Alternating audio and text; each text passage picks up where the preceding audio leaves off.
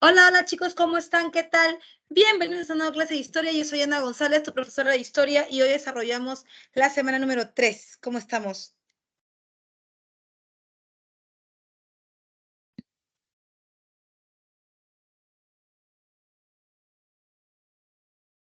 Ok, nos anuncia nuestra tutora que mañana tenemos maratón. Sí, mañana tenemos maratón de humanidades. Así que con todo, muchachos, mañana tenemos maratón, que ya sabemos. Ok, ¿cómo estás? Hola, Emily. Arumi, ¿cómo estamos? Bien, para la segunda parte, ya listos para la segunda parte de Historia Universal. Voy a compartir mi diapo.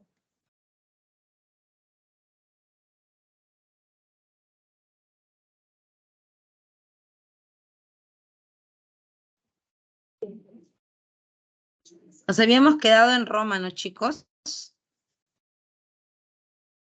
Pero ¿quién me hace recordar, por favor? Nos hemos quedado acá. Sí. Bien. Misma, quedamos en la República de Roma.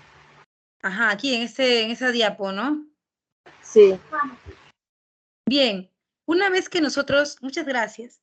Una vez que nosotros hemos entendido que la monarquía romana tenía dos dinastías y que por acción de Tarquino el Soberbio se pierde la buena relación con el pueblo y comienzan a temblar los patricios porque en algún momento podría la gente del pueblo golpear, por eso es que se prefiere, ¿no? Se prefiere cambiar de forma de gobierno y entramos a la república. Pero a diferencia de la monarquía, la república tiene tres grandes pilares sobre los cuales se basa.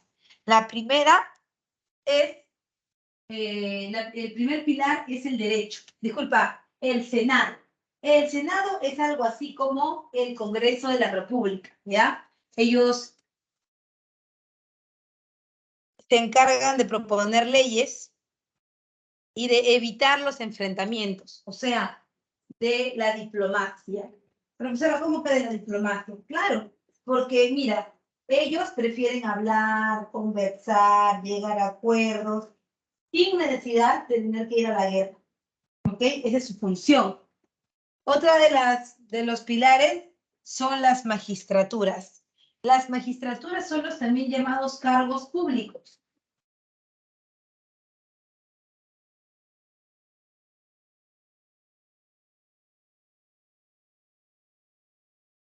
En Roma ya no habría un rey que es el que lo decide todo, sino habría cargos públicos, es decir, tienes, por ejemplo, la imagen ahí del cónsul, que es más, ni siquiera es una sola persona, son dos personas. El cónsul, son dos. Uno patricio y el otro plebeyo. Profe, uno patricio, sí, sí, sí. Los patricios son aquellos, pues, de la élite, los pitucos de Roma, y los otros son los plebeyos, que son como la gente del pueblo, pero el populorum, ya ellos. Entonces va a haber uno que defienda a los pitucos y otro que defienda al populorum. También está el pretor. El pretor es el gobernador de provincia, como si dijera tu gobernador regional.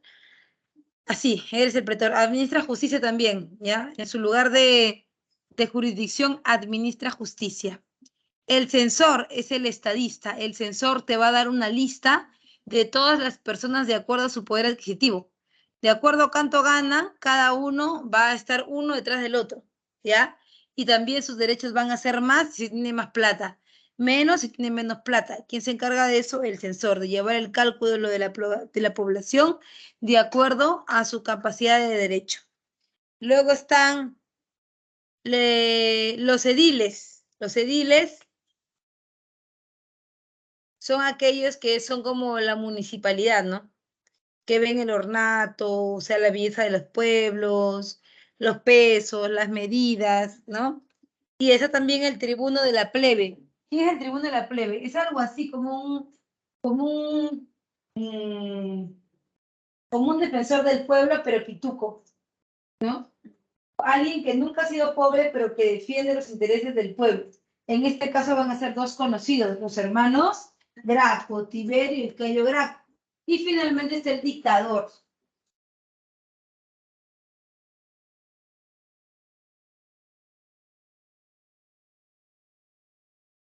El dictador es esta persona que aparece en el gobierno de Roma en un momento de emergencia. Por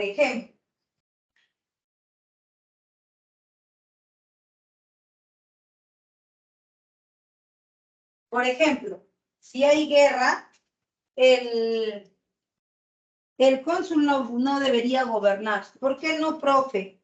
Porque el cónsul no está preparado para la guerra. El cónsul no sabe qué hacer, no sabe cómo responder para proteger a Roma en una guerra. El que sí sabe es el dictador. Sin embargo, con el dictador hay un pequeño problemilla, que él solo puede gobernar porque no ha sido elegido por el pueblo, solo puede gobernar por 6 meses. Y si la guerra o el enfrentamiento se alargan, entonces gobierna 6 meses más y así. Pero luego, cuando termina todo, ahí recién le entrega el poder al cónsul, bueno, a los cónsules, ¿no?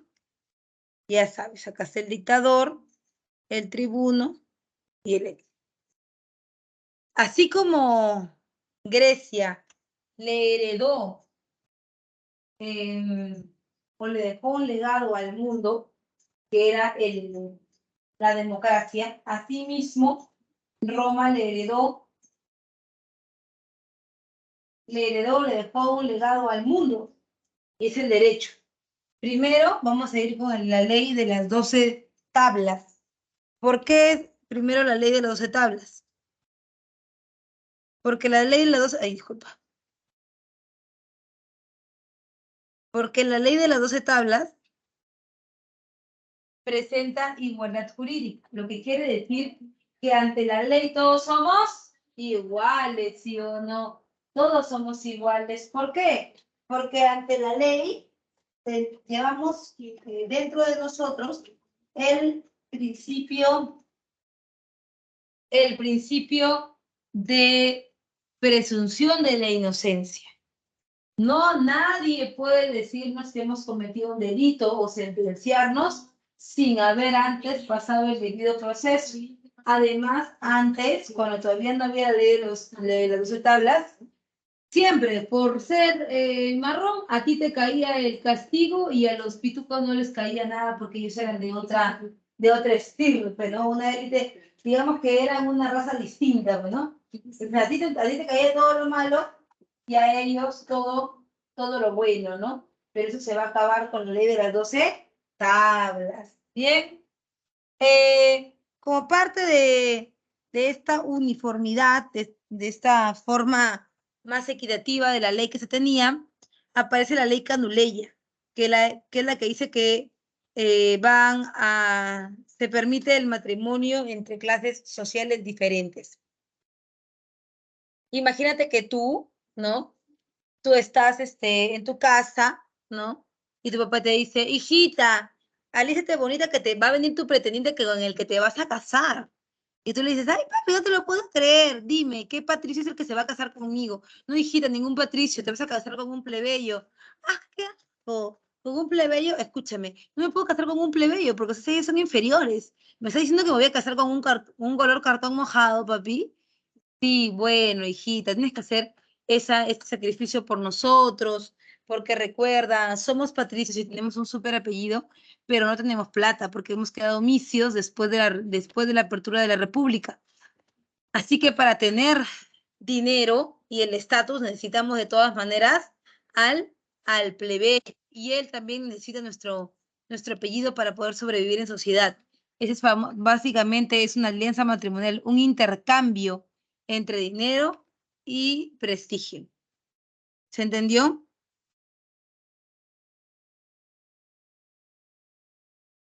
Sí, Ya. Luego está la ley Licinias Estias. La ley Licinias Estias permite el acceso de los plebeyos al consulado. Los plebeyos van a poder gobernar, y sí, como te lo decía, son 2 cónsules, uno patricio y uno plebeyo. Y luego la ley Ogulnia, que permite el acceso de los plebeyos al sacerdocio. O sea, pueden estar en todos los niveles, no hay ningún problema.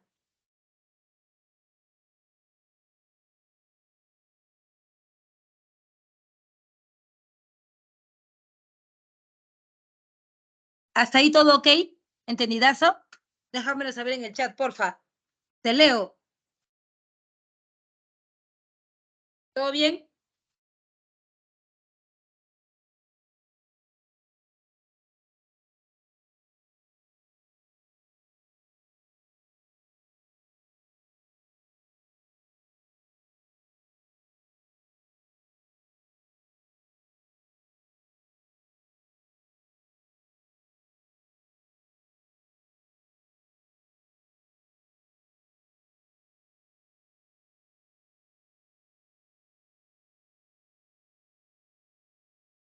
Seguimos.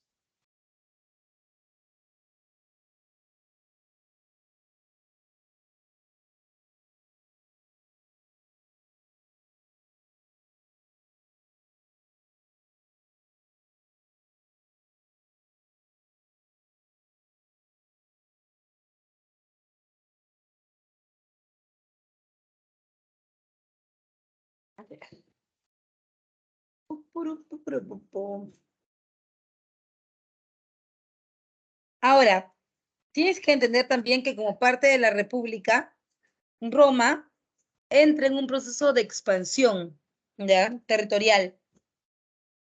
Entonces, los romanos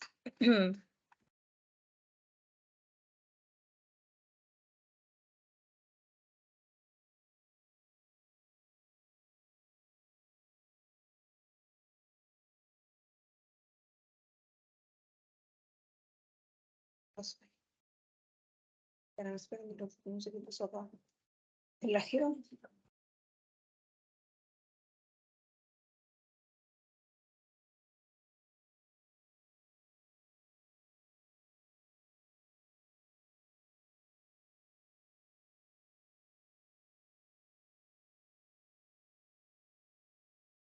Cuando hablamos de la expansión romana tenemos que tener en cuenta esto, mira.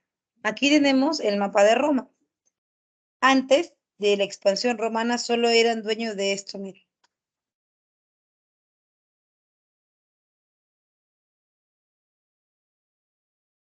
Solo de esto.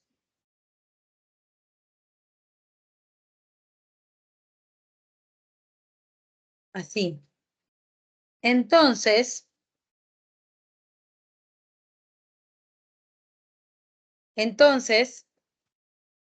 ¿qué es lo que se hace? Que con la expansión, es decir, con las primeras guerras,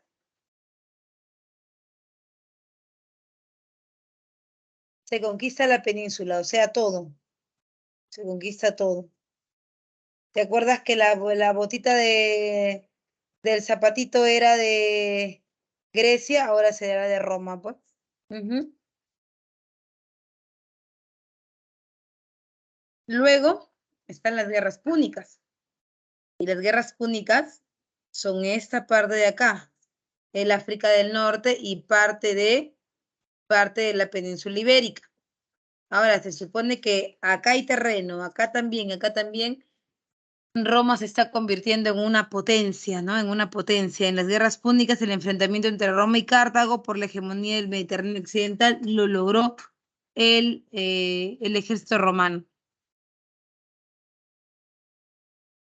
En consecuencias, hasta el apogeo comercial esclavista y el incremento del ayer públicos. Mira, acá hay algo sí importante que tengo que decir y es que lo que pasa es que, a ver, cuando Roma intentó expandirse, había algo que le faltaba. Era obvio que le faltaba ejército, porque era un territorio muy grande el que quería abarcar. Entonces, los romanos, con su cónsul plebeyo, que era Mario, decidieron pedirle a la gente del pueblo que por favor se uniera a las guerras, únicas y que tendrían una recompensa. ¿Cuál sería su recompensa? Pues sería que le entreguen un pedazo de tierra que llamaban ayer público. Sin embargo, cuando terminaron las guerras, los plebeyos exigieron, ¿no? Queremos nuestras tierras y demás. ¿Y sabes qué dijeron los patricios? ¡Ah, hijo! Mira a estos inferiores. ¿Qué se habrán creído? Ellos quieren que tener tierras, por favor, no sean ridículos, más bien agradezcan que casi han muerto por nosotros. ¿Ya? Es más, hubiera sido un honor para ustedes morir por un plebeyo, por un patricio como nosotros. Mira qué raza de estos plebeyos malagradecidos.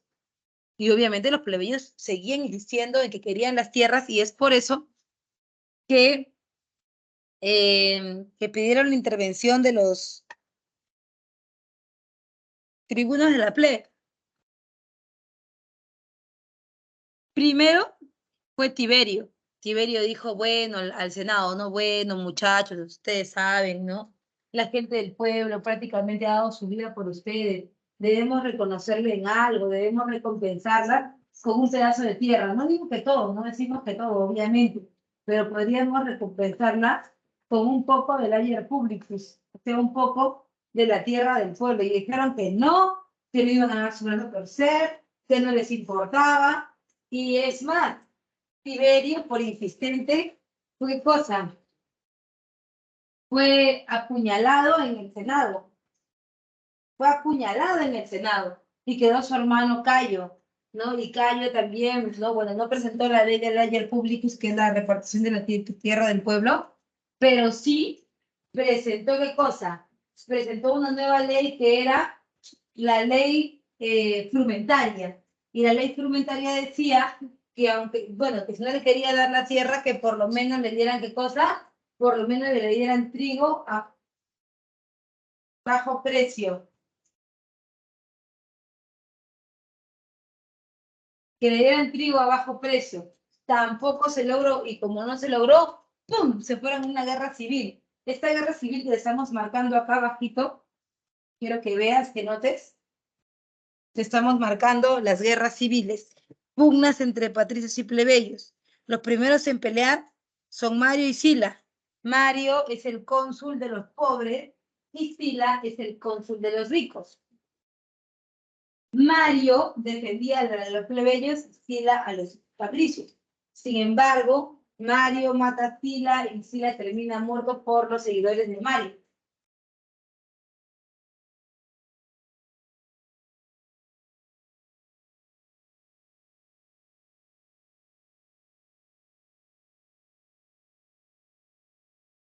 Eso da pie a que ya no haya quien gobierne, ya no hay quien gobierne. Como no hay quien gobierne, entonces aparecen los triunviratos. ¿Qué son los triunviratos? Son los conjuntos de personas, de 3 personas, que son los que van a intentar gobernar. Cuando no hay gobierno, ellos intentan tomar el poder. Tienes 2 triunviratos importantes. El primero es el de Julio César, Pompeyo y Craso. Los tres se van a enfrascar en una guerra. Sin embargo, Craso, queriendo más territorios, va hacia el norte de Roma intentando vencer a sus principales enemigos, los partos.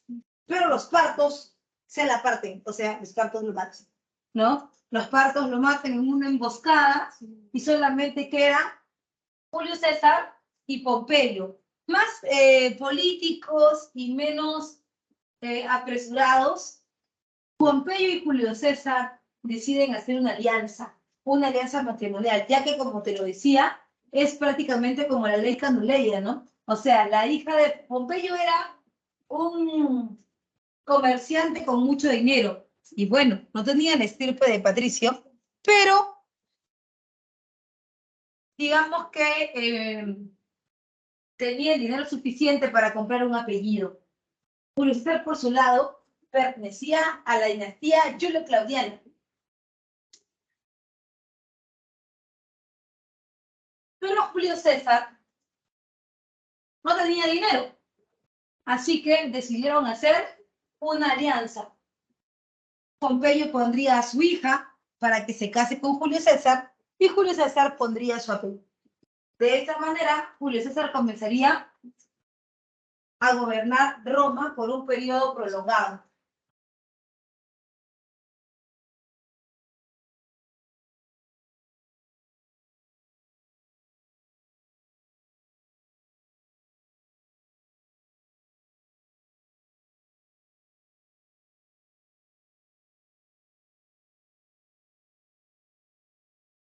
Este periodo prolongado se rompió cuando el hijo de Julio César, Mario Julio Bruto,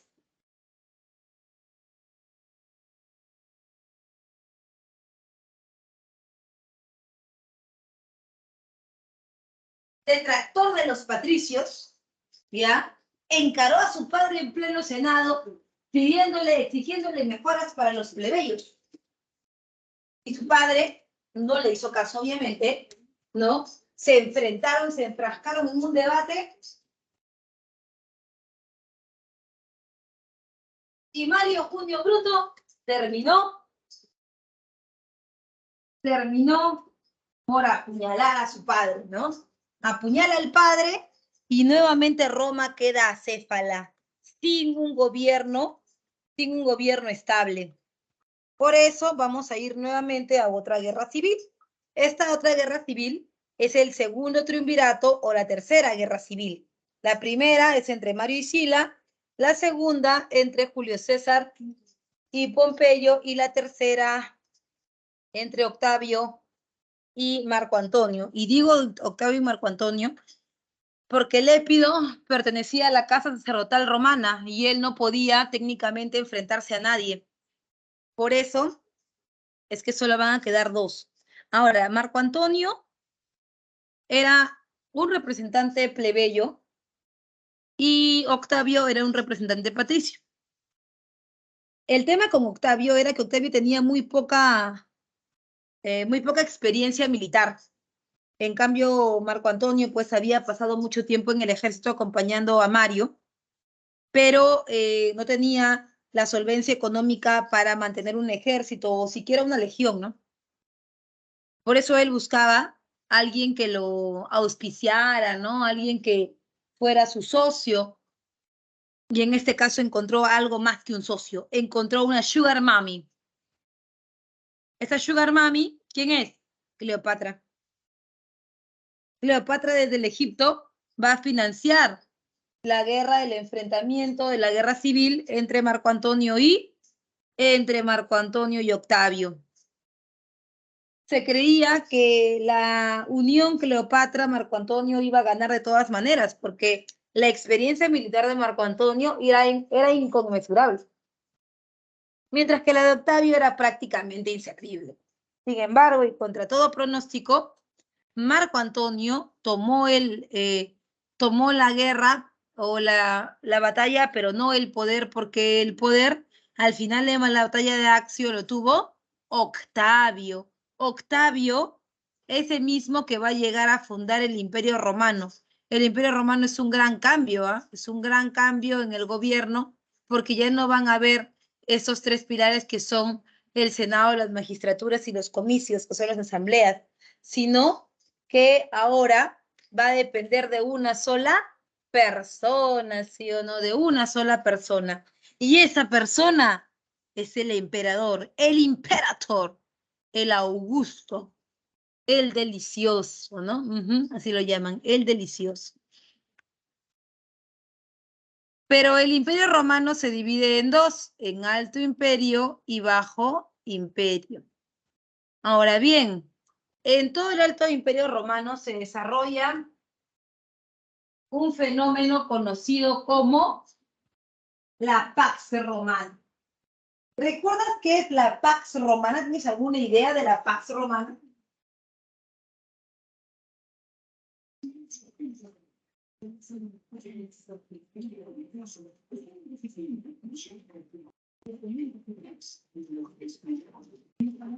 La Pax Romana.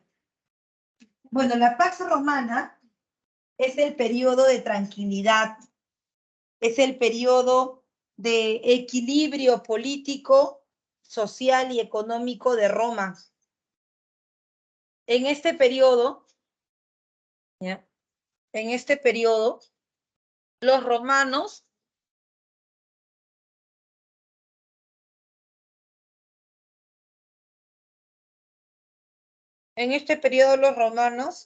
tienen un franco crecimiento político, económico, pero no tienen guerras, o sea, como tal, como momentos de perder, ¿no? No tienen.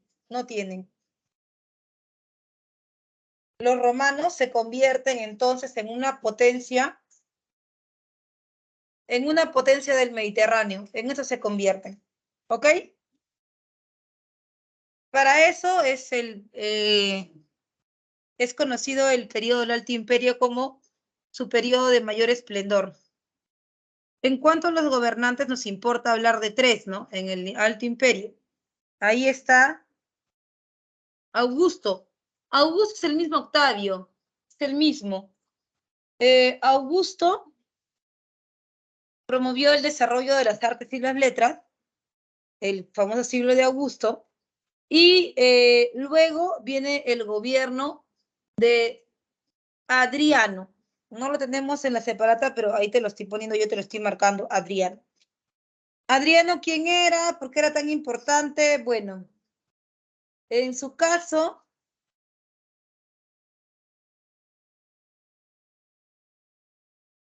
Adriano dio una ley que es conocida como la ley del Optimus.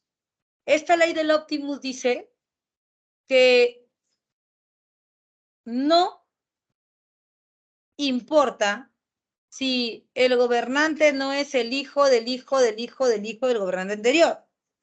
Lo que importa es que sea el más capaz, el óptimo, ¿ok? Y con esa ley puede ser hasta un extranjero el que gobierne. Profe, ¿cómo que un extranjero? Claro, pues joven. Porque mira, escúchame, si no proviene de la ciudad de Roma, ya es un extranjero, aunque viva dentro del imperio, obviamente. ¿Ya? Por otro lado, también recuerda, está trabajando entonces que lleva con su buena aptitud, ¿no? Siendo el mejor, lleva la máxima expansión territorial a Roma. Luego está Caracalla, que propone la ciudadanía romana para todos los varones libres del imperio. ¿Eso aquí incluye? Todos los varones libres del imperio, dice. Vamos, no me decepciones.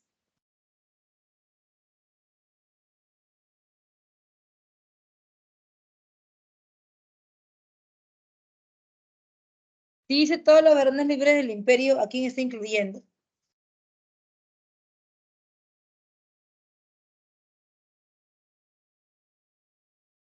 Vamos, déjamelo en el chat.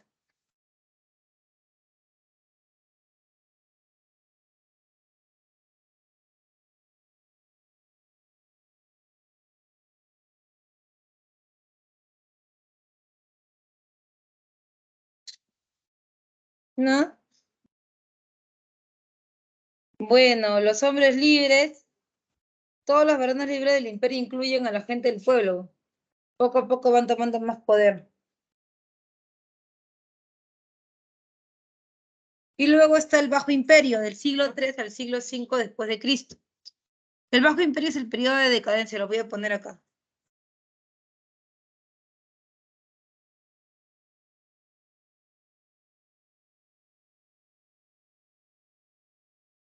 Es el periodo de decadencia.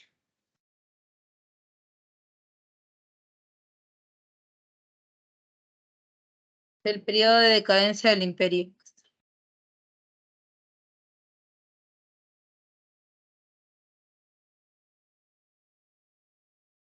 En ese tenemos a emperadores como Constantino I. Constantino I da el famoso edicto de Milán. ¿Qué es el edicto de Milán? ¿Qué dice el edicto de Milán? Bueno, El edicto de Milán dice que se da la libertad de cultos. Para eso debes recordar que los cristianos por mucho tiempo, mucho tiempo, los cristianos fueron perseguidos por los romanos. Porque como te he comentado en algún momento, los cristianos eran unas ratas. Los cristianos tenían un discurso diferente al de los romanos, porque ellos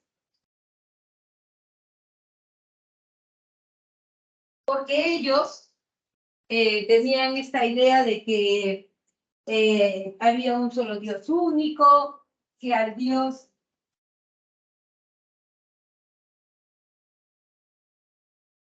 no necesariamente se le tributaba, sino que Dios era amor. Y eso era algo que contravenía los intereses de los romanos, porque ellos siempre habían sacado de los dioses recursos para mantener su ejército.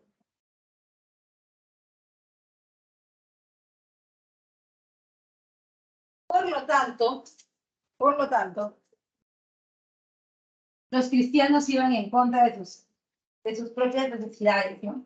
Y es por eso que los romanos decidieron perseguirlos, pero fue pasando el tiempo y ya era casi imposible. Los cristianos estaban por todos lados, así que decidieron dejarlo. Ya nada, que lo voy a echar a los leones, que lo voy a crucificar, ya no, ya no.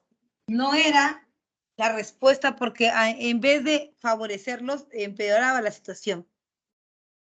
Entonces decidieron dar la libertad de cultos, donde se incluía obviamente que los cristianos también serían libres de hablar, ¿no?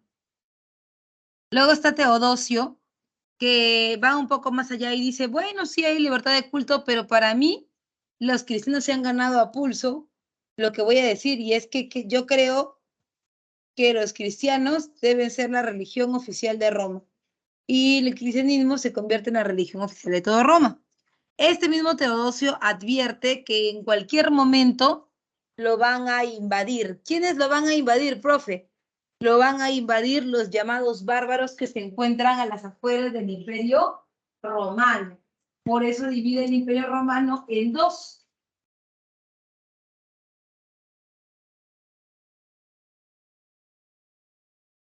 Entre sus hijos, Flavio Honorio y Flavio Arcadio. Flavio Honorio y Flavio Arcadio. Bien. Ahora, Flavio Honorio gobernaría Roma de Occidente y Flavio Arcadio Roma de Oriente.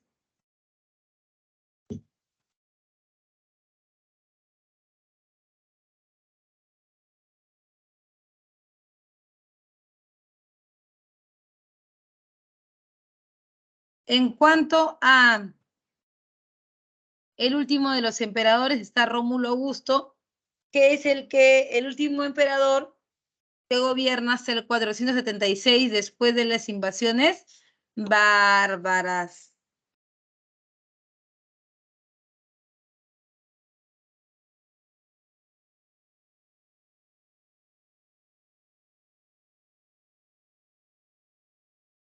Hasta ahí todo clarísimo. ¿Dudas, preguntas, consultas, algo? Por favor, habla ahora o calla para siempre. ¿Plebeyos y patricios? Matrimonio, sí, claro, entre plebeyos y plebeyos. Disculpa, Isis, que no vi tu pregunta justo cuando correspondía, pero no tengo el chat y la diapositiva juntas.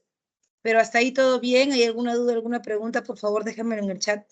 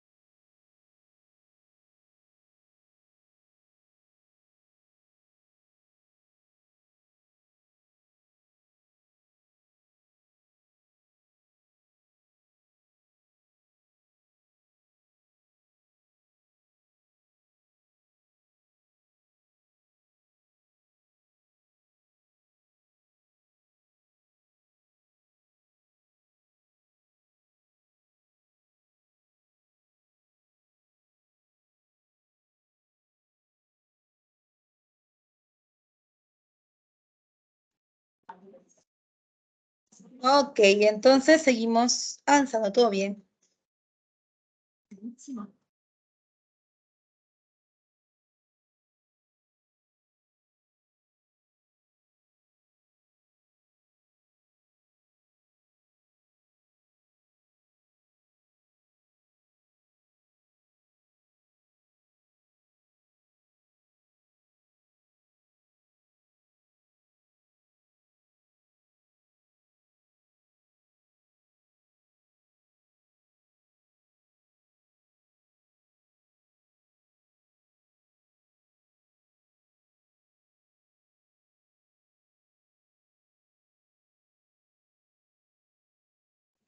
Sí, por favor, Emily, dime, pregúntame, ¿qué pasó?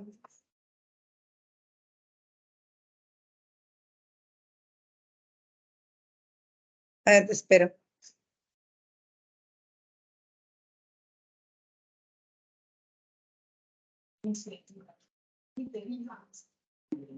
Ok, hay alguien que me levantó la mano. No, no puedo saber quién es porque, a ver, no, tampoco así. Ah, sí, John, ¿levantaste la manito o quisiste poner un dedito arriba? No sé.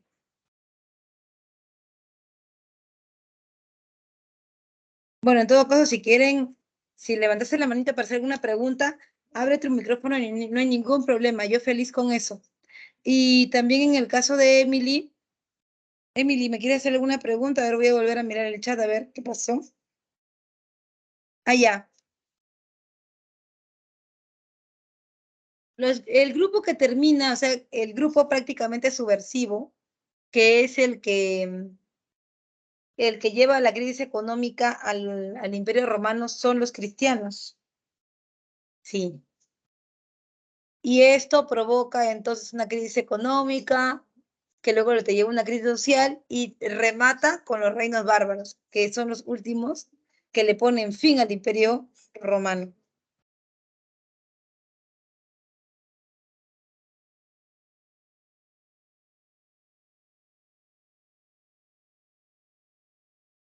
Espero haber resolvido tu pregunta.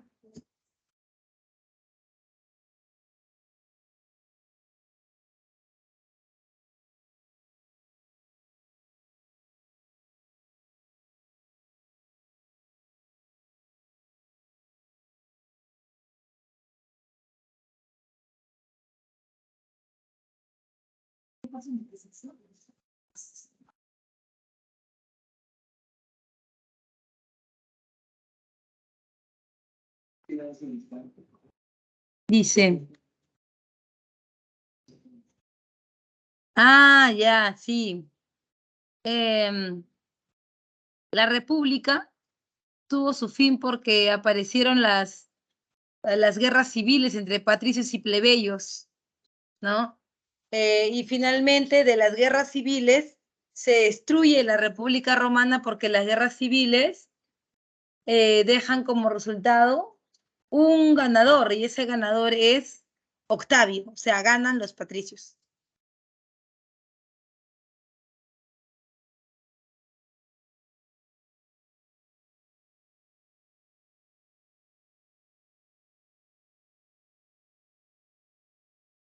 Okidoki.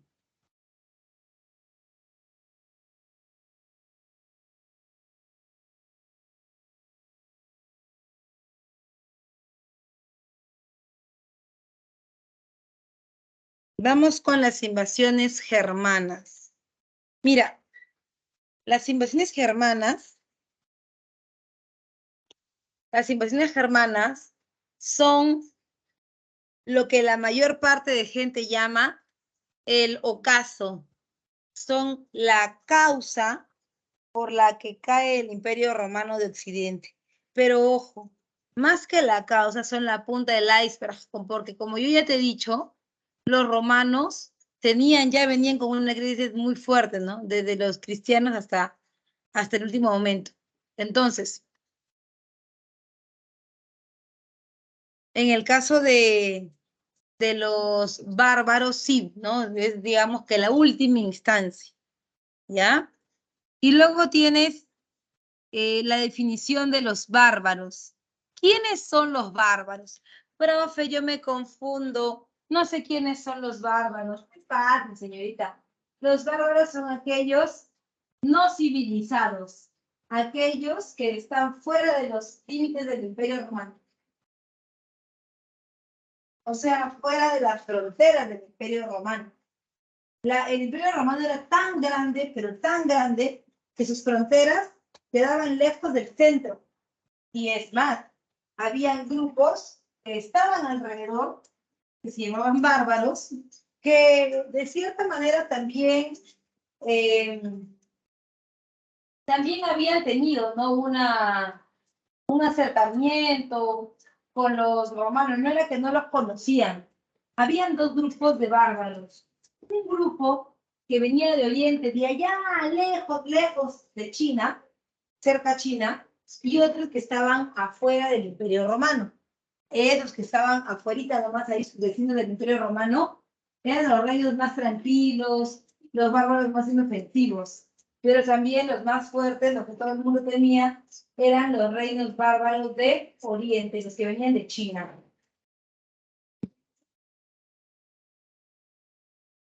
En el caso de los reinos bárbaros tranquilos, chiquitos, ellos habían intercambiado con Roma siempre.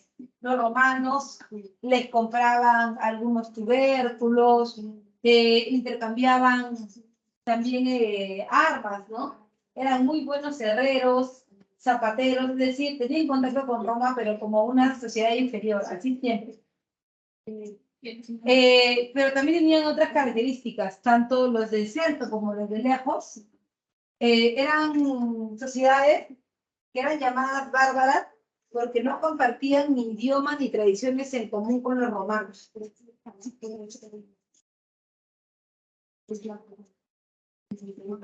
No compartían, para nada. Por ejemplo, estos bárbaros solían tener una lengua extraña, no hablaban latín, no eran refinados.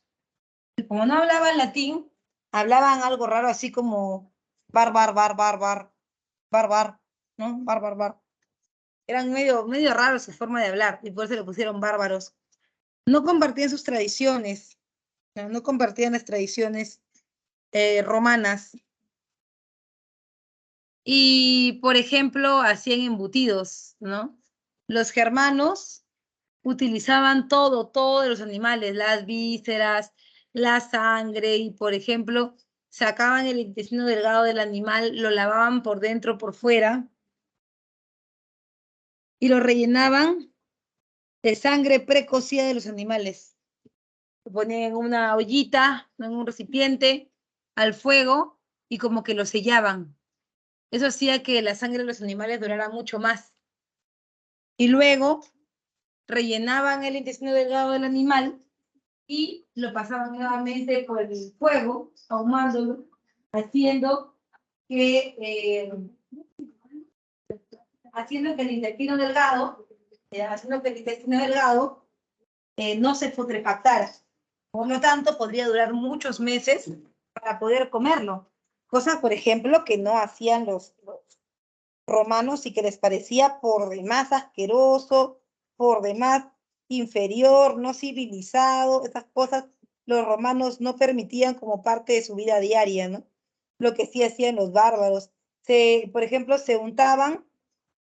los bárbaros se untaban mantequilla, ¿no? Que ellos mismos confeccionaban en el pelo para que resbalaran los piojos y evitaran así propagación de piojos y pediculosis, que era muy común en los campos de batalla cuando ellos salían a pelear, ¿no? Entonces, ya te imaginarás a qué olían, ¿no? Olían a todo.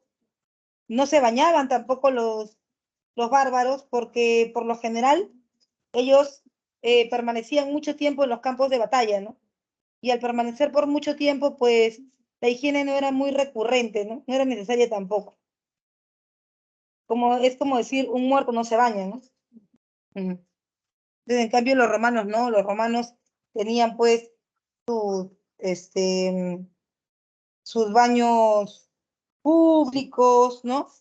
Tenían grandes espacios para afeitarse, para lavarse, para no tomar agua contaminada como así hacían los bárbaros. Los romanos preferían tomar vino antes que el agua, porque el agua era contaminada. Recuerda que los acueductos son recién en el Imperio Romano, las grandes galerías romanas, ¿no? Entonces todo eso era para ellos eh, algo inferiorizante, ¿no? Algo inferiorizante, claro. Entonces los bárbaros terminaban siendo como, ¡ah, qué asco! El pariente pobre, ¿no? Por supuesto.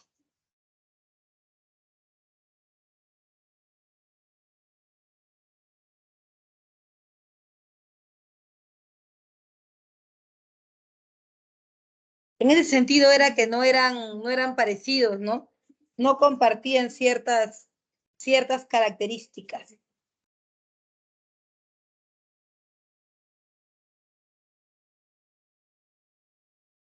Ahora bien, por otro lado, hay que determinar también el tema de las causas de la migración. ¿Por qué es que los bárbaros llegan a Roma? ¿Cuál es la causa de estas invasiones, no? Bueno, la causa principal es el crecimiento demográfico. Al haber menos guerras, porque habían menos enfrentamientos, ¿no? Al haber menos enfrentamientos, los soldados morían menos. Las enfermedades también estaban siendo controladas porque las poblaciones vivían muy alejadas unas de las otras y eso evitaba el contagio, ¿no? Por lo tanto, habían pocos contagios, habían pocas enfermedades y los romanos cada vez morían menos. Además, servían el agua para tomarla, eran mucho más cuidadosos, utilizaban vino en vez de agua. Todas esas cosas permitieron que los romanos, y no solamente ellos, sino también los reinos bárbaros pequeños, tuvieran una tasa demográfica mucho más elevada y una tasa de mortandad mucho menor. Por otro lado, también recordarás, está el cambio climático del siglo IV. En el siglo IV, y como ya se va a hacer costumbre en Europa, en el siglo IV aparecieron ¿qué cosa?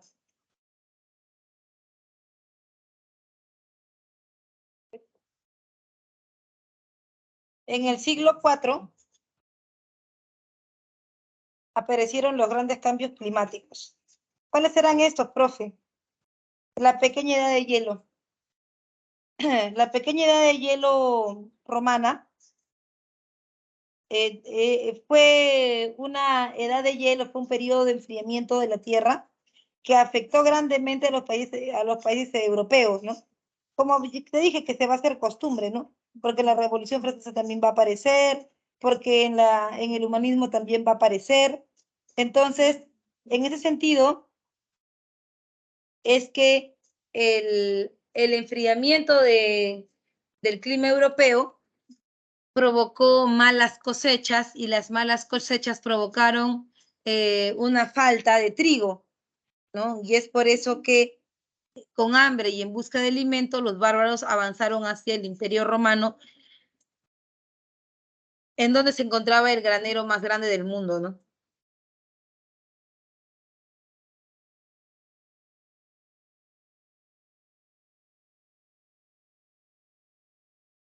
También está la presión de los hunos, porque como tú sabes, los hunos vivían acá, mira.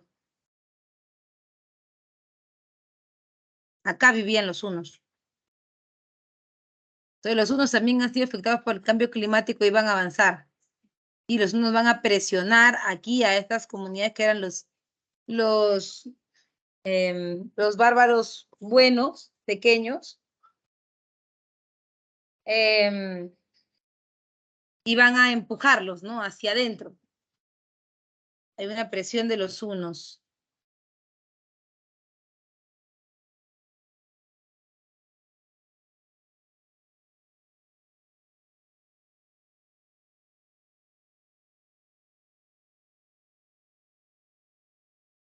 En cuanto a las migraciones, son de dos tipos. La migración o la invasión pacífica como tu profe y violenta como tu flaca. La migración pacífica es aquella que se da con el consentimiento de los romanos.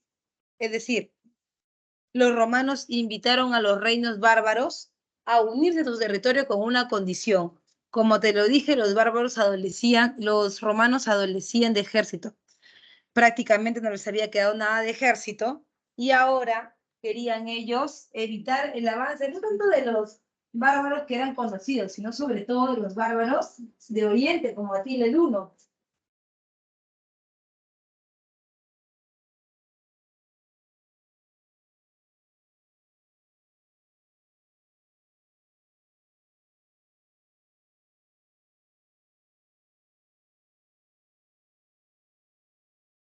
Por eso, es por eso que lo que hicieron los romanos fue invitar, oigan, bárbaros, los pequeños, los conocidos, vengan, ustedes quieren tener tierras como siempre lo han ansiado en Roma, se las podemos dar. ¿Cómo se las vamos a dar? Bueno, le vamos a dar las tierras que están en la frontera del Imperio Romano, con la condición de que ustedes nos sirvan como ejército, que si vienen los bárbaros más grandes, como Atila o los saxones mongoles, ustedes se comprometan a pararlos, ¿no?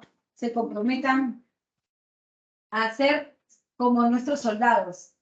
Y los bárbaros de Oriente, de Occidente, los más pequeños, dijeron, ya, listo, vamos, sí vamos a poder. Entonces, pero en ese trayecto, en ese tránsito, es que aparece la crisis del siglo XIV. Disculpa, aparece la crisis climática, el cambio climático, ¿no? Y eso provoca entonces que los bárbaros pequeños entren al imperio con todo, dejen huecos y los unos puedan entrar por ahí de manera violenta.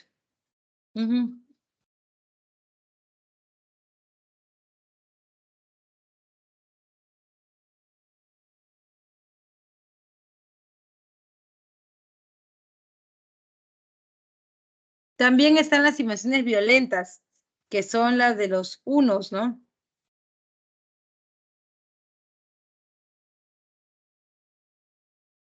Son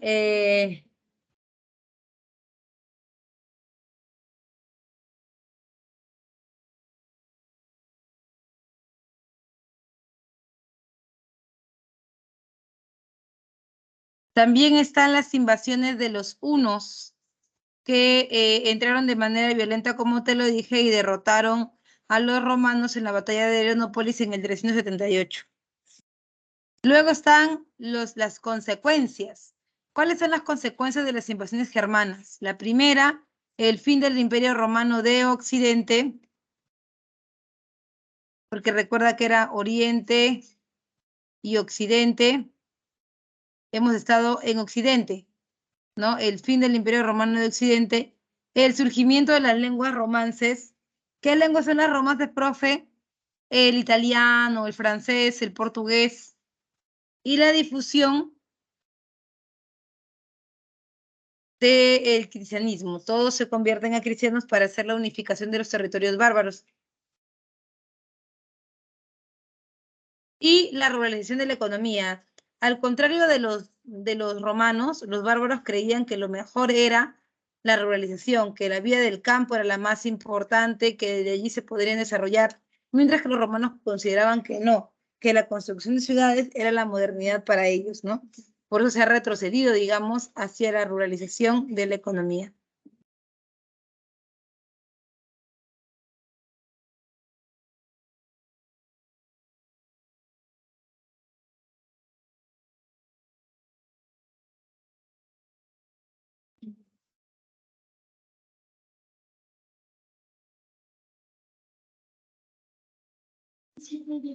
¿Hasta ahí vamos bien? ¿Dudas, consultas, preguntas, algo? Manifiéstate. ¿Todo bien? Manifiéstate, pecador.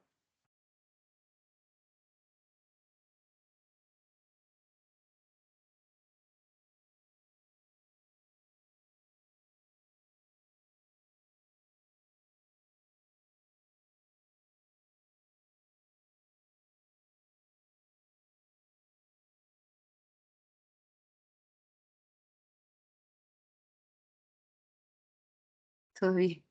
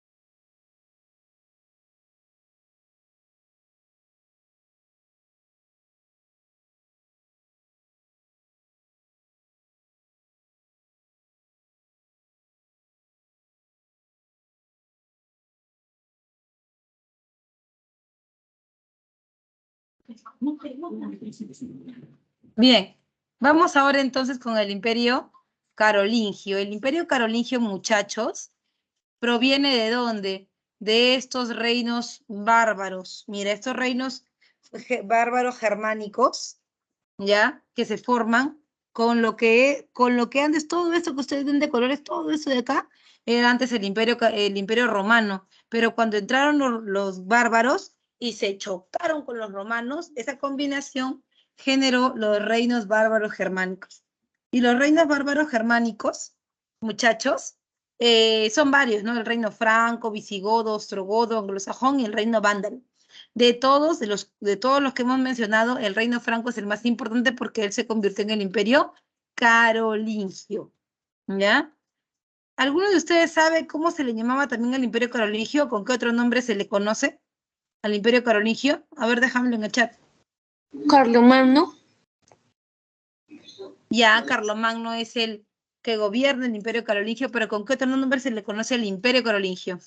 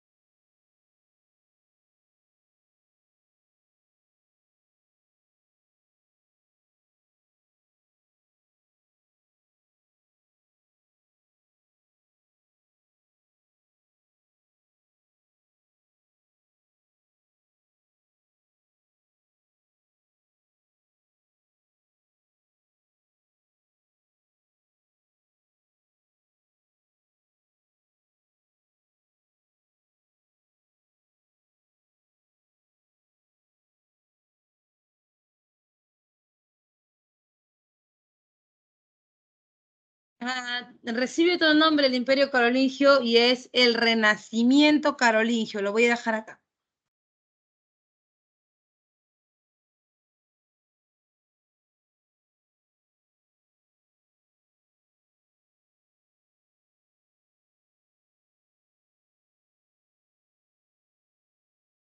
Así también se llama el imperio carolingio o el renacimiento carolingio.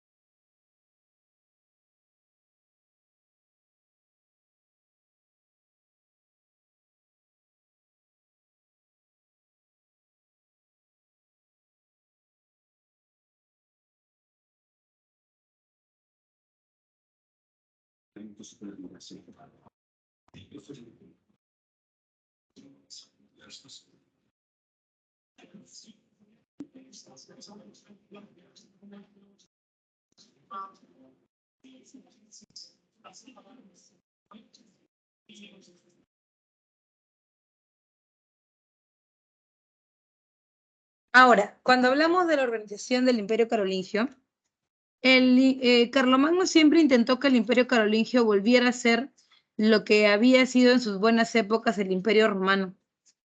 Siempre intentó que se reflejara el mundo clásico griego y romano en el imperio carolingio. Eso lo tenía siempre muy claro, ¿no?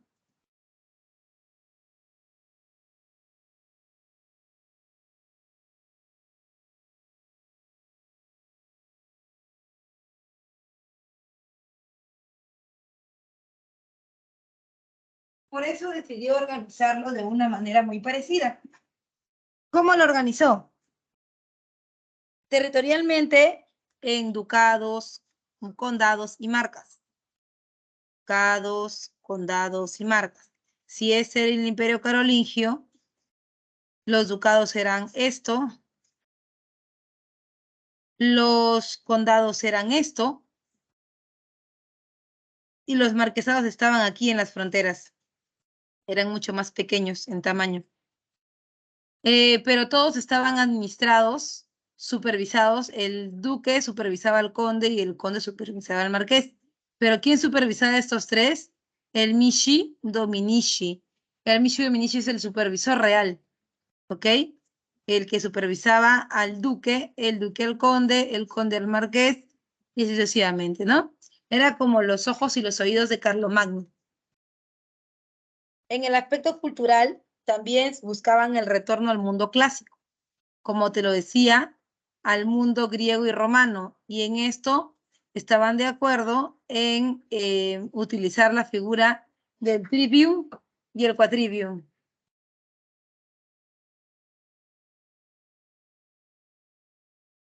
Del trivium y el quadrivium.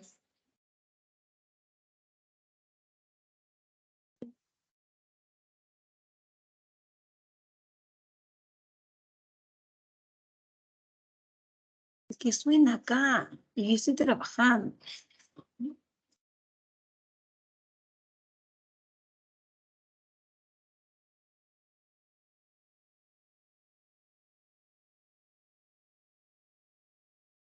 Discúlpame. El trivium es el conjunto de tres materias. La gramática, la dialéctica y la retórica. ¿Ok? La gramática, el arte del buen escribir, la dialéctica, el arte del debate y la retórica, el arte del convencimiento.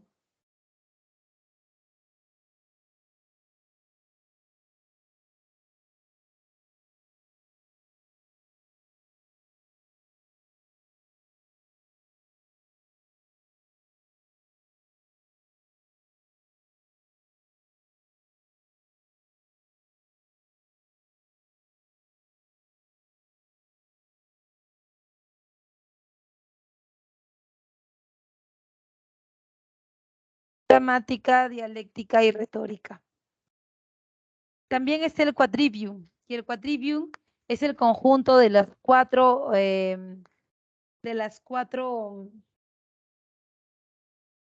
asignaturas, de los 4 cursos, de las 4 materias, que también eran importantes para la administración, ¿no?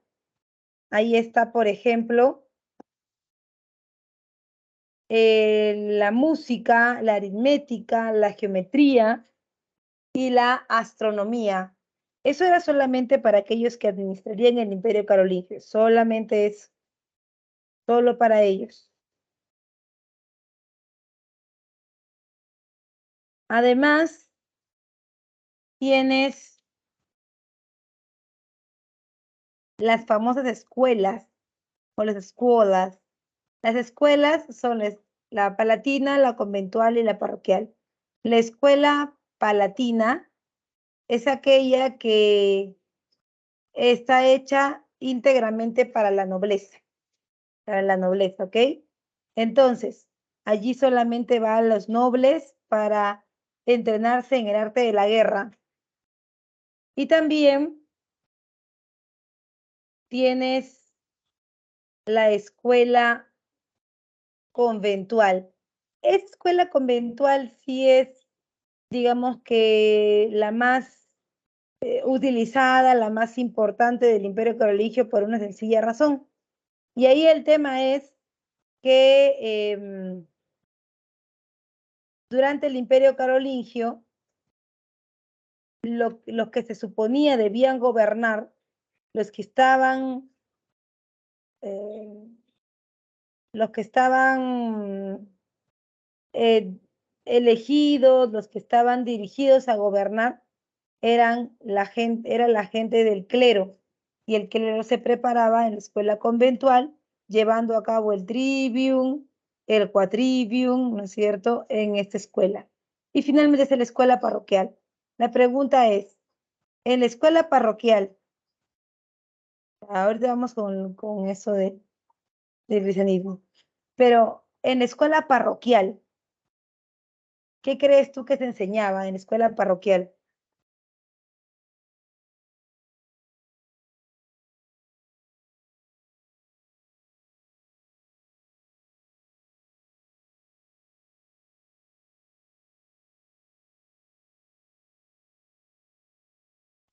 Miss, una pregunta.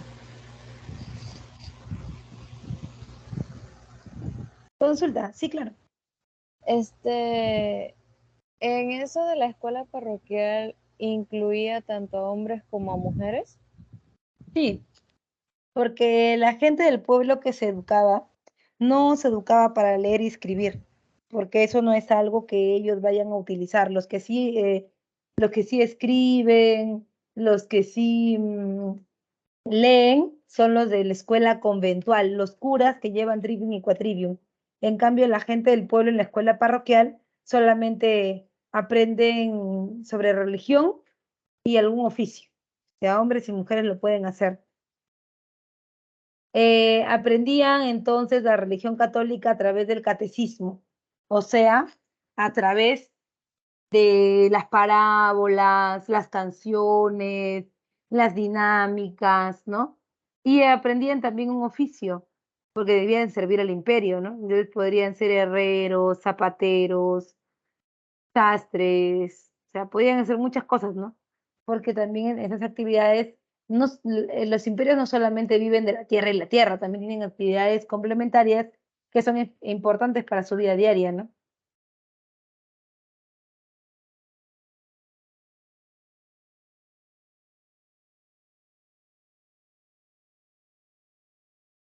Hablamos entonces ahora del gobierno de Carlomagno.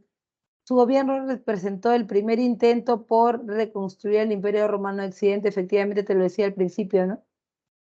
A través de las campañas,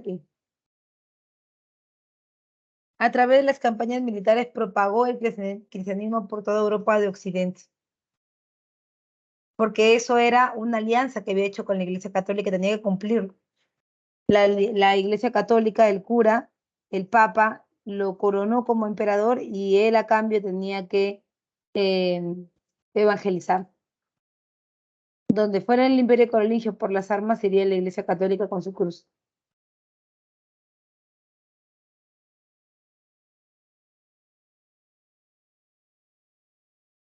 En cuanto a la decadencia, está en las guerras civiles entre los descendientes de Carlomagno. Los descendientes de Carlomagno son básicamente sus nietos, ¿no? Sus nietos. Carlomagno, Carlomagno tuvo un hijo. Su hijo era Ludovico Pío. Ludovico Pío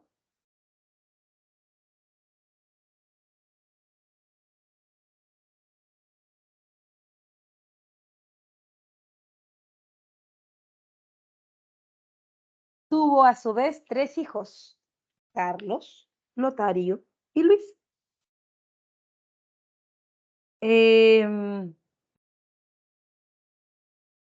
Este Carlos, Lotario y Luis, estos peleaban entre ellos, ¿no? Peleaban porque querían el control de todo, y es por eso que en sus enfrentamientos decidieron dividir el imperio en tres: la Lotaringia, la Germania y Francia. Entonces, su padre, Luis el Piadoso, firma el Tratado de Verdún del año 843 y divide el Imperio Romano en tres. O sea, el Imperio Carolingio, disculpa, en tres.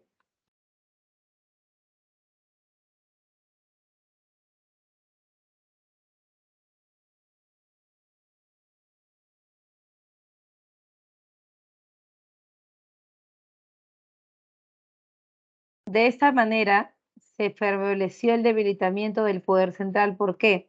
Porque ahora que habían tres gobiernos diferentes, los señores feudales, disculpa, las marcas estaban así, ¿no? En las fronteras.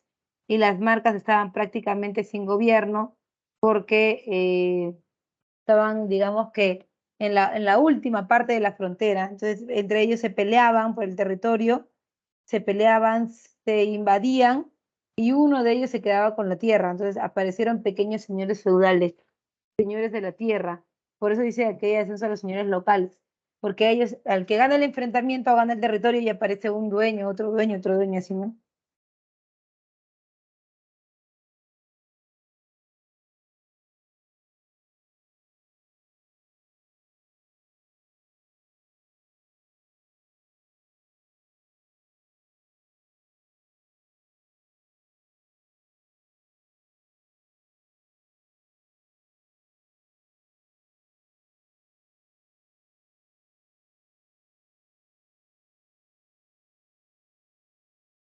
Además, ya para terminar con esto, se facilita el ingreso de las nuevas invasiones bárbaros porque hay problemas entre ellos, problemas internos que desajustan, desacomodan en el Imperio Carolingio y permiten las invasiones bárbaras, con lo cual se destruye el Imperio Carolingio y aparece un periodo de fragmentación del poder. Este periodo de fragmentación del poder se llama feudalismo. Pero antes de ir al feudalismo, vamos a ver qué está pasando en Roma de Oriente. Hemos visto Roma de Occidente cuando vimos las invasiones bárbaras del Imperio Carolingio, y ahora vamos a ver qué pasaba con la otra Roma, la Roma de Oriente, la que había sido dividida por Teodosio entre sus hijos. Vamos a ver qué pasa con la otra de Oriente.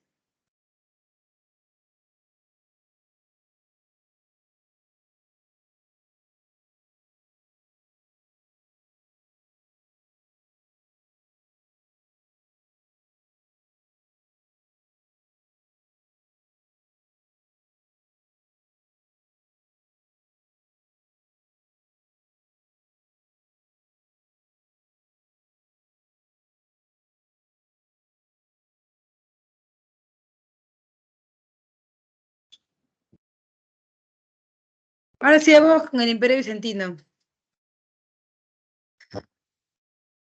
¿Hasta ahí todo bien?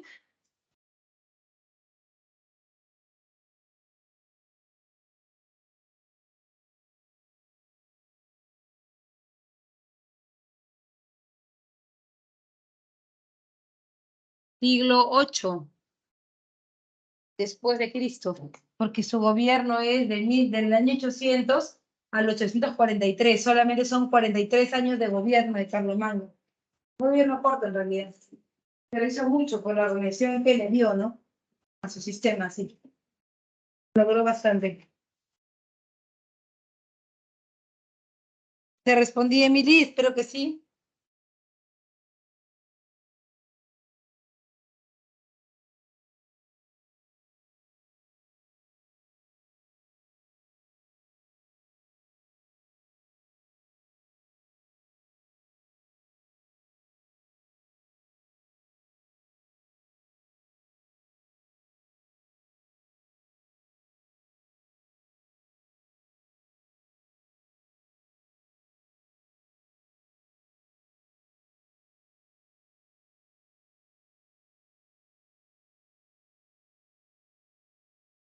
Ok,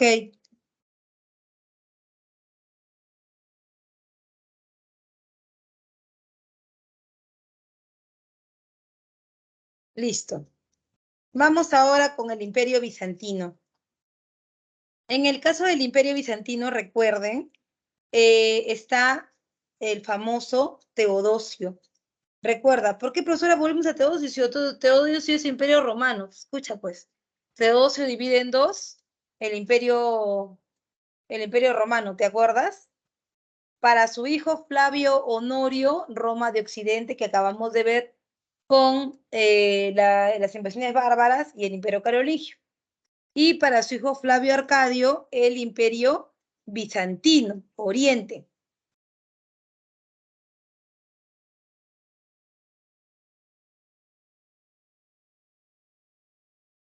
En cuanto a las características, mira que es bien diferente, y aparte que como dato importante te debo decir que duró muchísimo más que el imperio romano de Occidente, porque el imperio romano de Occidente cayó, ¿no? Termina con las invasiones bárbaras. En cambio, ellos no, el imperio bizantino se quedó mucho más tiempo. Profesor, una pregunta, yo nunca entendí realmente por qué Teodosio hizo eso. O sea, ¿por qué dividió el imperio romano entre sus hijos? ¿Qué pasó? ¿Sus hijos le exigieron así de repente como el caso de Carlomagno, sus nietos, ¿no? ¿Exigieron o cómo fue? ¿Qué pasó? Bueno, lo que pasa es que primero, como yo te había dicho en algún momento ya hace rato, ya Roma entendía, sabía que en cualquier momento pues iba a pasar algo, ¿no? Iba a caer con todo, iba a ser invadido por los reinos bárbaros, porque ya estaba debilitado y todo, ¿no? Entonces, Teodosio lo que en el último manotazo de ahogado que dio era defender, digamos, el espacio económico de los romanos. Eso era lo que le estaba buscando. defender su riqueza, lo poco que les quedaba. Y eso estaba en Bizancio, o sea, en Oriente, en todo el imperio estaba en Bizancio. Y bueno, lo que se hizo ahí fue que, fue que entonces había que separarlos. Roma de Occidente, que tenía el poder político y religioso, que realmente no era tan importante tampoco, pero que podría quedar solo.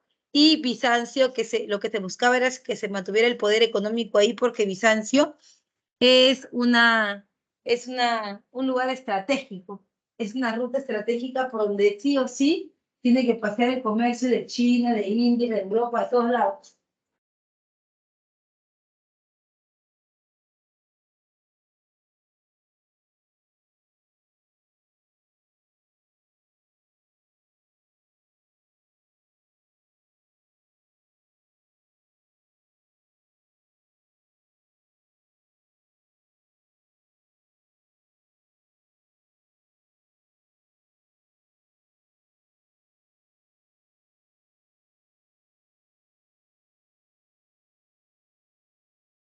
Entonces la idea era proteger ese foco económico que era Constantinopla. Y es por eso que los separaron, ¿no? Sacrificando incluso, ¿no? Sacrificando incluso un poco a Roma de Occidente, ¿no? Bueno, Bizancio o Constantinopla sí duró mucho tiempo libre, ¿ya? Y por eso tiene también otras formas de gobierno. Tiene otro sistema de gobierno, ¿ya? En ese otro sistema de gobierno podemos notar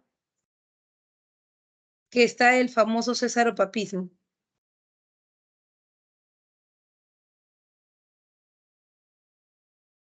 El césaropapismo es la fórmula de poder por la cual la Iglesia católica, bueno, la Iglesia en ese caso no católica, la Iglesia cristiana, disculpa, tiene el mismo representante que el rey. O sea, el rey, como que dice que el rey y el papa son lo mismo. Acá es eso, ¿no? Es una sola persona que detenta el poder político y el poder religioso.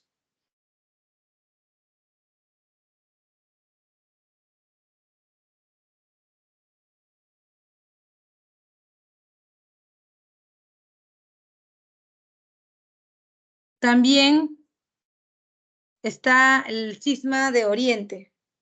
¿Cuál es el tema con el cisma de Oriente? ¿Qué cosa es? ¿Para qué servía? Mira, rápidamente te voy a apoyar con eso. Mira, el cisma de Oriente es la división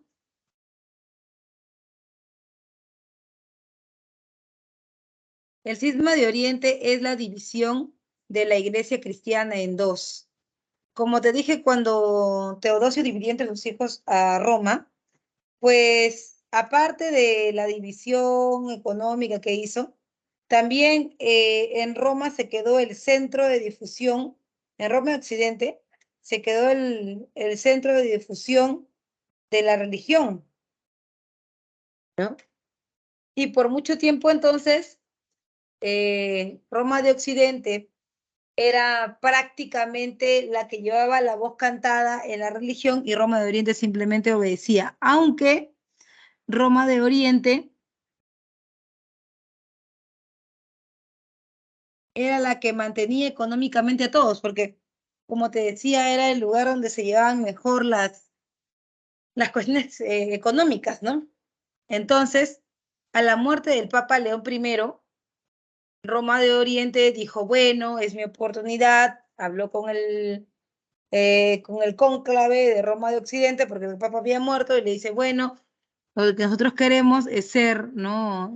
Tener un Papa, ¿no? Ya que ha muerto el de Occidente, podríamos elegir uno aquí, ya que somos una sola cosa, ¿no? Sin embargo,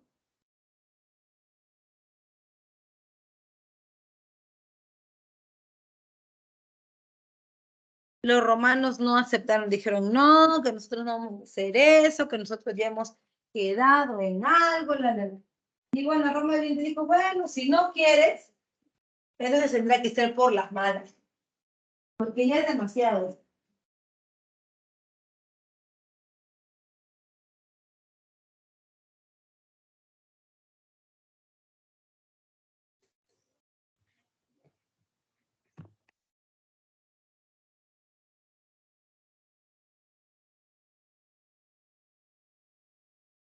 Y claro está, no le encontraban sentido a que por mucho tiempo ellos habían sido los benefactores romanos y no habían recibido ningún tipo de beneficio, ¿no?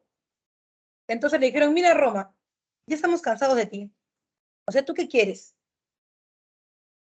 ¿Tú qué quieres, Roma?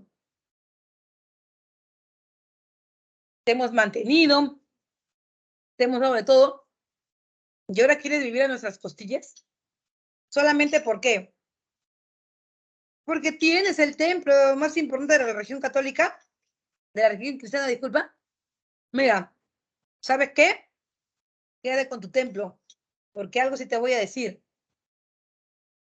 Si algo aprendimos de los cristianos, es que Dios está en todos lados, está en nuestras mentes, en nuestros corazones, está en el aire. Dios está en todos lados. No necesitamos de ti y tampoco de la iglesia de San Pedro para sentirnos cristianos. Así que hasta aquí llegaste. Y la iglesia católica, y la iglesia, disculpa, la iglesia cristiana se dividió en dos. En la iglesia cristiana ortodoxa y la iglesia cristiana católica. La cristiana católica se quedó en Occidente y la ortodoxa griega para Oriente. La ortodoxa griega no necesitaba nunca, pues nunca necesitó un, eh, un benefactor, alguien que le diera dinero, porque pues, tú sabes que Oriente siempre tenía mucha plata, ¿no? Así que él podía hacer lo que quisiera. Y por eso no esperaba que nadie le diera dinero por algo, así que ellos mismos decidieron aislarse y basar su creencia en el Antiguo Testamento, ¿no? Pero en nuestro caso, pues la necesidad era obvia. Se había ido nuestro Sugar Daddy. ¿Y ahora qué hacíamos? Pues teníamos que invitar a Perro, Pericote y Gato a nuestra religión, aunque no lo quisiéramos ver, ¿no? ¿Por qué? Porque ya no estaba el principal benefactor y ahora con todo lo que íbamos nosotros en contra de las prostitutas, de los ladrones, de los estafadores, creamos todo un sistema para poder incluirlos, porque su diezmo también cuenta, ¿no? Y aparecieron las parábolas como de saqueo del cobrador de impuestos, o los pasajes bíblicos en donde María Magdalena le limpia los pies a Jesús y Jesús la tiene a ella como parte de su séquito, ¿no? O cuando Jesús es crucificado en la cruz, bueno, con dos ladrones. ¿Cómo era posible que Jeshua, el hijo de José, el hijo de Dios, fuera tratado como un ladrón, ¿no? Entonces, sí. Roma de Occidente ha dependido de vírgenes, de santos para mantenerse, mientras que Roma de Oriente, no nada.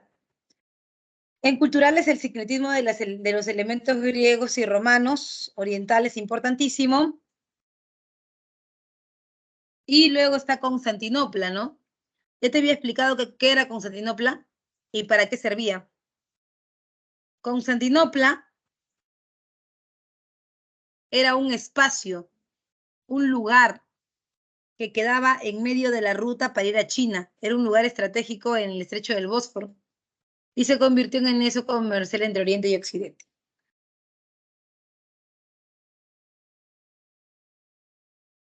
En el caso de Justiniano, que es su gobernante, fue el más grande emperador que tuvieron y además llegaron con él a la máxima expansión territorial de todo el imperio, así como a la construcción de la iglesia de Santa Sofía, que te dije que la hicieron para la Iglesia Ortodoxa y, por supuesto, la elaboración del Corpus Juris Civilis. ¿Qué es el Corpus Juris Civilis?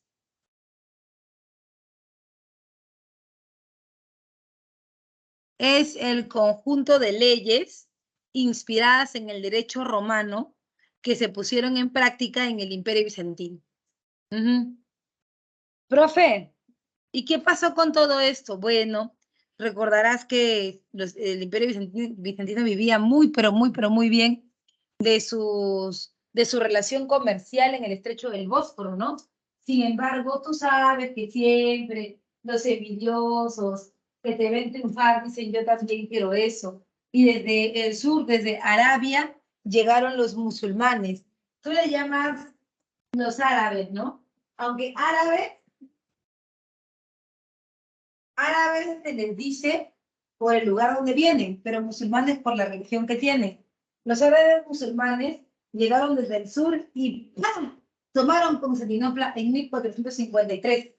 Al tomarla, obviamente, cortaron la ruta de comercio. No te estoy queriendo decir con esto que no se podía pasar por ahí. O sea, sí se podía pasar por ahí, pero el tema era que, digamos, no.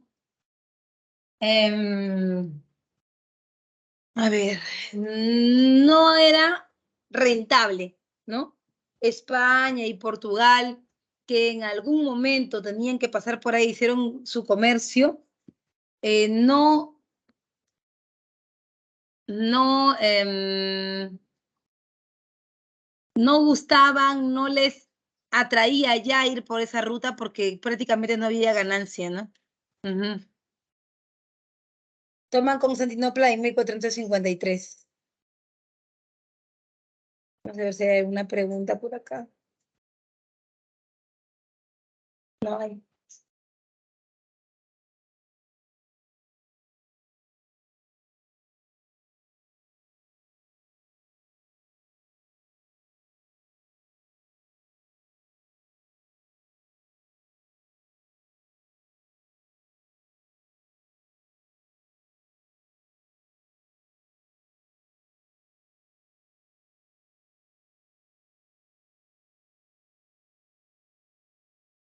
Listo, vamos con el Imperio Musulmán. Ya estamos a puertas de terminar.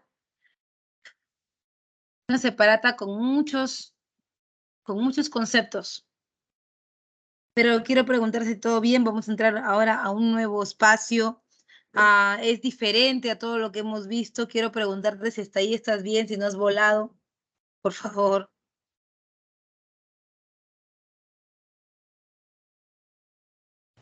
Estoy viva todavía, Miss. Ok. Ok, Emily. ¿Todo bien?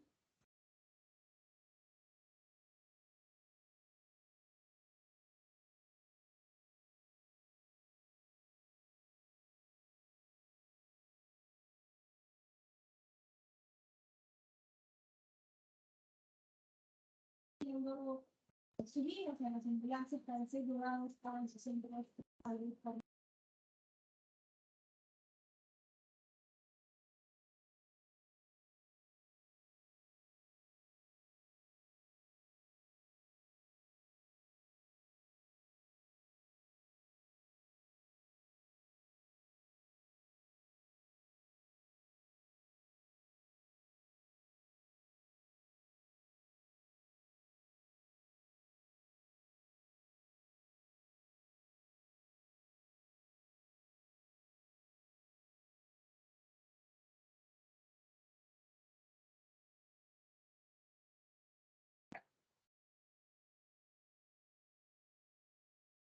Bien, todo bien, ya, chévere.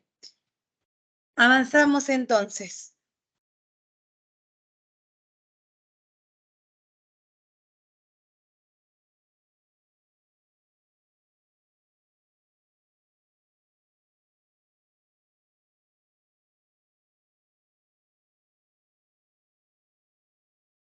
Vamos con el Imperio Musulmán, que lo mismo podríamos haber dicho el Imperio Árabe.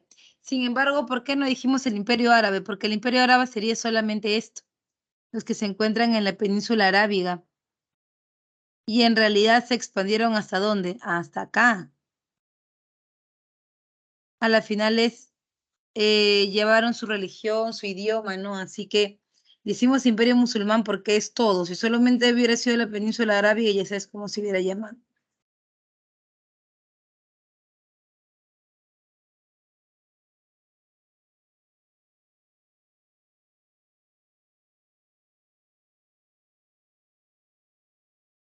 En el caso del imperio musulmán, recuerda, estuvo ubicado en la península arábiga, en el cercano oriente, y inicia con la égira, también llamada la huida, ¿no?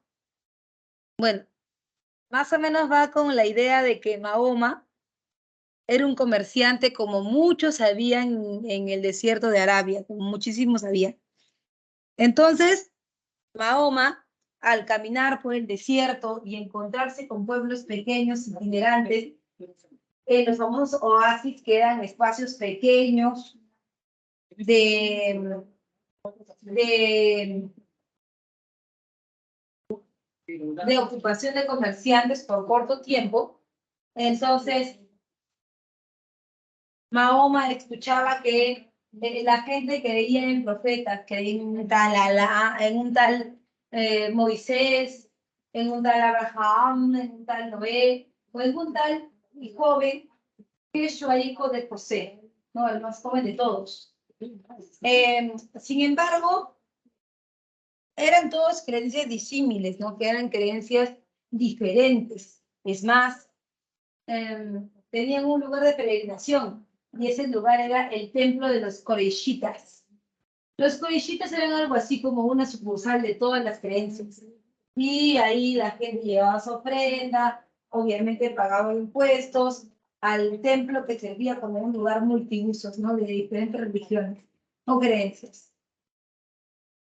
Entonces, Muhammad se encuentra, o Mahoma se encuentra con el arcángel Gabriel y este le dice: Muhammad, no temas, Alá está contigo y me ha enviado para darte la buena nueva de que tú has sido el elegido para llevar su palabra a todo el mundo y convertir y unir a los pueblos de Arabia al Islam, ¿no? Entonces, bueno, le canta 292 versos que luego van a ser escritos en el Corán, ¿no? Y Mahoma comienza a predicar. Esta prédica de Mahoma tenía un problema y el principal problema era que, bueno, pues, no, como tú comprenderás, los colegitos no lo veían con buenos ojos porque la gente se estaba comenzando a convertir al Islam y dejaban de ir al templo, ¿no? El templo de los colegitas. Entonces, los colegitas le dieron un ultimátum a Mahoma y le dijeron: mira, si sigues así molestando, llevándote a la gente y haciendo tus disturbios, te vamos a matar, ya sabes. Así que dije. Y por eso es que Mahoma se va, huye de la Meca hacia Medina o Yathrib. Cuando él llega a Medina, Medina se había convertido entonces en el centro de la propagación del Islam, ¿no? Era el inicio de la era islámica. Era el inicio de la era islámica. En cuanto a la organización política, está el califa, que era el jefe principal, el jefe político y religioso, en este caso Mahoma, el gran visir, que era el primer ministro, que le daba consejos, y el valí, que es el gobernador de provincias, ¿no? El gobernador de provincias.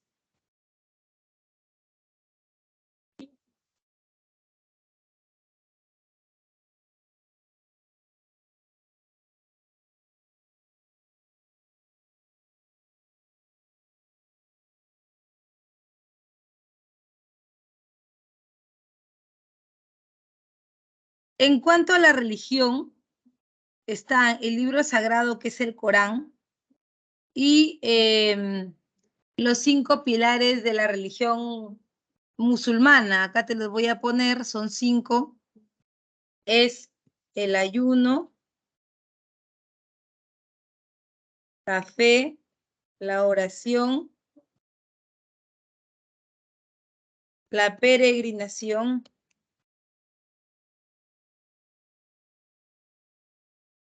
ayuno, fe, oración, peregrinación y limosna.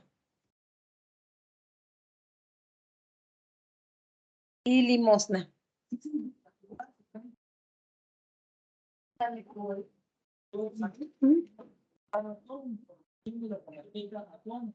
Cuando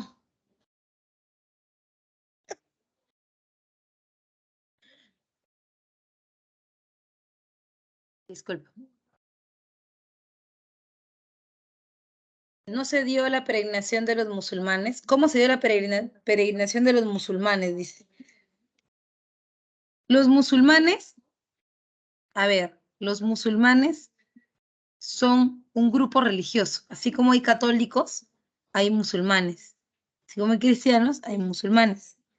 Los musulmanes creen en un solo Dios, que no es el nuestro. Ese Dios es Alá. Entonces, son monoteístas y son un tipo de religión, ¿no? Ujú. ¿Se entendió, Emily?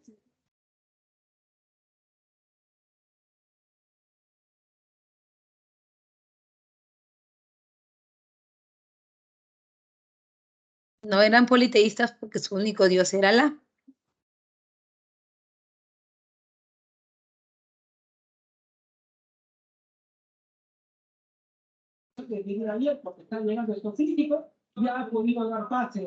Bien. También tienen ellos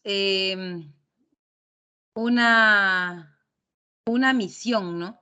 Y es que los musulmanes están divididos en dos grupos, en chiitas y sunitas. Los sunitas son los que se han autodeterminado, se han autoproclamado los defensores de Alá. O sea, porque dentro del Islam, ¿no?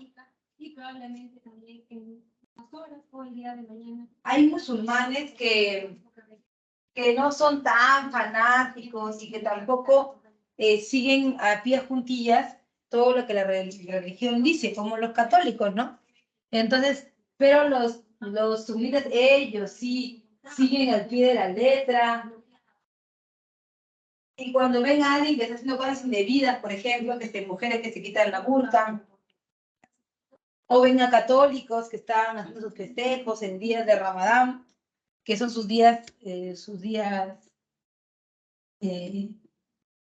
importantes de la religión, entonces atacan, arremeten contra todo aquel que quiera dañar la religión musulmana, ¿no?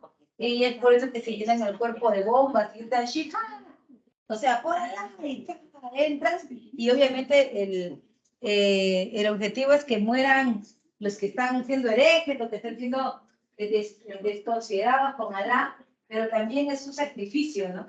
El sacrificio de dar su propia vida, porque la religión de Alá esté siempre pura, ¿ya? Es algo medio loquito, pero sí, es. Y tienes ahí también los califatos, ¿no? El califato ortodoxo de inicio, el califato amilla de máxima expansión y el abásida, el califato de la decadencia. Manifestaciones culturales, la filosofía, el álgebra y la medicina, que en la medicina sí fueron unos capos porque recuerda que nunca se habían hecho disecciones del cuerpo humano hasta que llegaron ellos, ¿no? Y tomaron el cuerpo ya no como el templo de Dios porque Alá nunca dijo que lo fuera, pero sí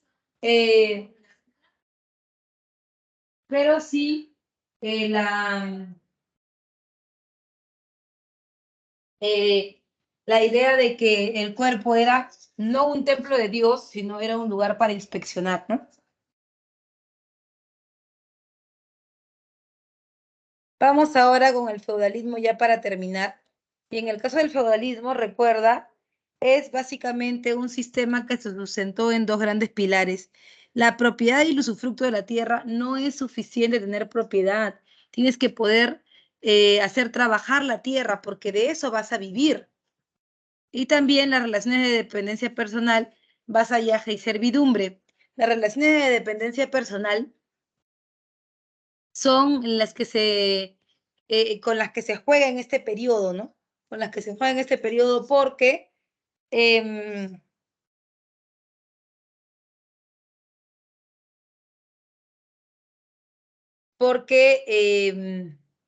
el señor feudal no está solo.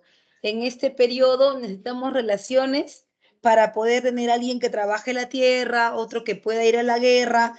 No necesariamente solamente es trabajar la tierra. Es un cúmulo de más cosas.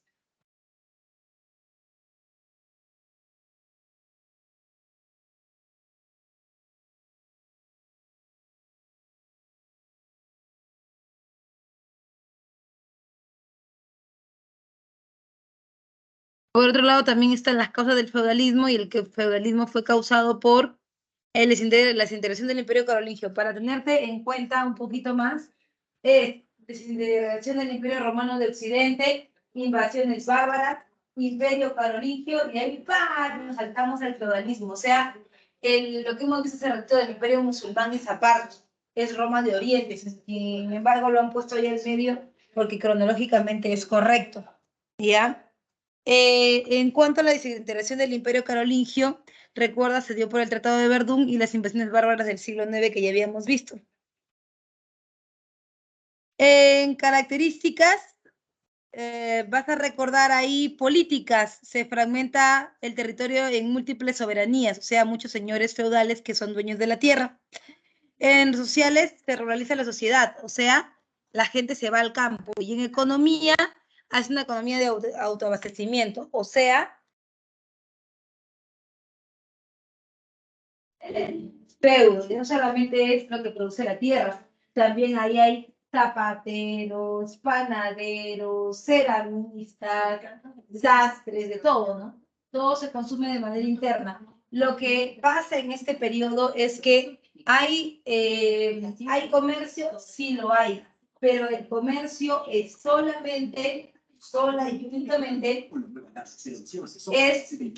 un comercio interno. No hay comercio entre feudo y feudo. Hay comercio entre el feudo, salvo que haya una feria donde los señores feudales estén comprometidos a hacer los dos, ¿no? Ahí sí puede ser. En los estamentos sociales están los vellatores, que son la nobleza, es una pirámide, ¿no? La nobleza, el clero y el pueblo, así. Los oradores, que son el clero, y los laboradores, que son el pueblo, ¿no? Nobleza, clero y pueblo. Ahora, en cuanto a las relaciones vasalláticas, tienes al vasallo, que es un señor feudal, ¿no? Son dos señores feudales, mira. Uno más grande y otro más pequeño. Dos señores feudales, ¿ya? El señor feudal más pequeño se le ofrece al más grande y le dice, señor feudal, me hago vuestro hombre. Eso es homenaje, cuando se le ofrece al señor feudal grande. Y si el señor feudal acepta que este pequeño sea su vasallo, entonces se dará la investidura. Él le dirá, yo os recibo, el señor feudal pequeño le dice, señor feudal más grande, yo me ofrezco como su hombre. Y el señor feudal más grande, el señor de los señores, le dirá, yo os recibo como mi hombre. Eso se llama investidura. Lo está reconociendo. Dentro del feudalismo tenemos elementos importantes como el feudo, las parcelas y los siervos. El feudo es el lugar territorial donde vive y gobierna el señor feudal. Las parcelas son los campos de cultivo, ¿no? Que se dividen en mansos y reservas. Los mansos son los que ahorita están siendo trabajados, de ahí están sacando la comida, y las reservas son los espacios de tierra que descansan. No toda la tierra se cultiva un tercio y el otro se deja libre para que descanse después de 3 años otra vez y así. Y finalmente están las cruzadas, ¿no? Las cruzadas, que son las guerras de los señores feudales y la Iglesia Católica con el afán de de expandir sus territorios hacia Oriente, ya que, como te das cuenta, en Oriente prácticamente no hay enfrentamientos, no hay nada, porque ellos no son señores de la tierra, ellos más bien son comerciantes, ¿no? ¿El pretexto cuál era? Recuperar el Santo Sepulcro. Pero era un pretexto, porque en realidad los señores feudales lo que querían ir al otro lado a conquistar más tierras y hacerse más ricos. Se llevaron a cabo dos importantes campañas, la de 1099, que es la única que tuvo éxito, la de Godofredo de Bouillon, ¿no? En esas cruzadas nos dimos cuenta que recuperar el Santo Sepulcro era simplemente un pretexto, ¿no? ¿Y por qué era un pretexto? Bueno, porque en realidad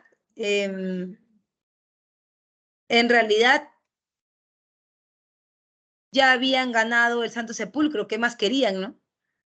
Querían obviamente tierras.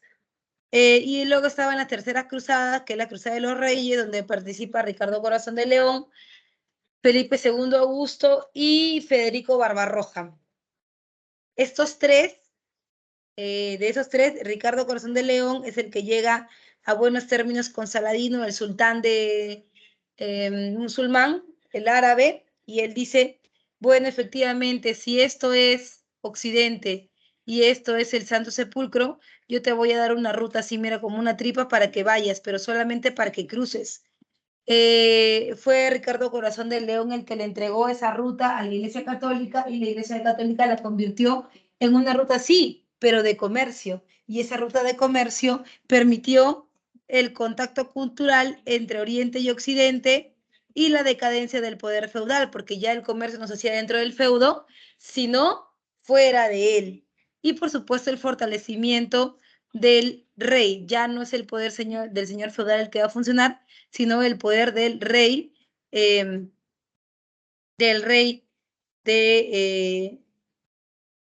del rey o señor feudal más grande, ¿no? Bien, chicos, ¿qué hice? ¿Qué trabajo era asignado a la religión, por la religión, a los laboradores?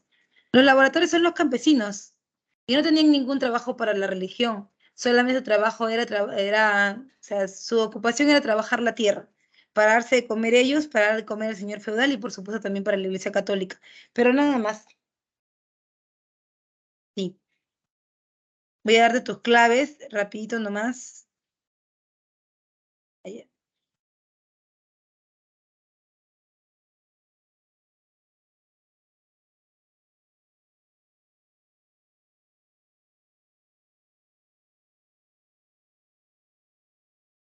Ahí. Pasó.